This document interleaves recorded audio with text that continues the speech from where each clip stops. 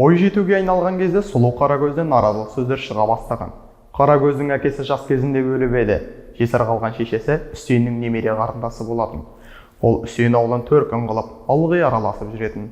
Қарагөзді кішкене кезінен Үсен аулын нағашы етіп, көңіліне ерекше жақын тартып, кейде шешесімен, кейде жалғыз өзі де келіп, көп уақыттар жатып қайтып жүретін. Сол халмен жүргенде Әзімханның бұрын қалған келіншегі қайтыс болған. Қарагөздің Сыбанбай ауылына барғысы келмей жүретіні көп жұртқа паш болып қалған. Басында Қарагөздің сөздеріне елеусіз қарап, кезінде көрерміз деп іштегі нық байлаумен жүрген шешесі Әзімханның келіншегі өлген соң баласының наразылығына түзу қарап ойлана бастаған. Сол халдің үстінде дәргүмәнде жүргенде бір күні Қарагөздің ауылына амандасып қайтқалы Әзімхан келген.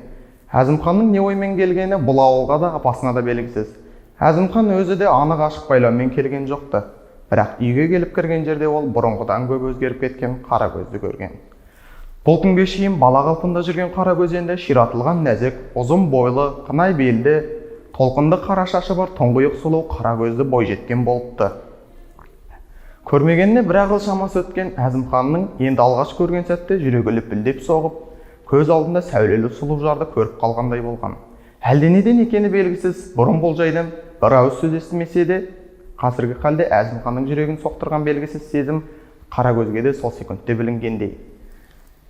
Әзімхан апасына амандасып, енді Қарагөзге қарап, есен саумысың қалқам дегенде, ұялып қараған Қарагөздің жүзінде ыстық қан ойнады.